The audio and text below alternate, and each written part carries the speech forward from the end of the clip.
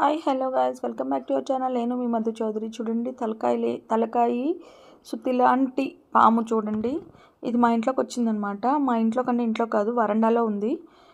అది గేట్ దగ్గర నుంచి లోపలికి వస్తుంటే ఈ వీడియో తీశాను నేను. విచిత్రంగా ఉందన్నమాట.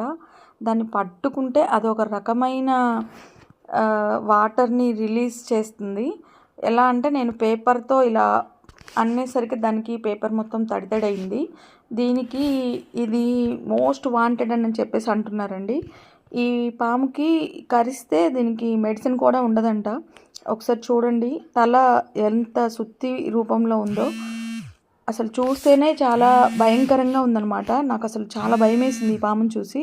ఇది ఏం పామో ఒకవేళ తెలిసిన వాళ్ళు ఎవరైనా ఉంటే కామెంట్ చేయండి.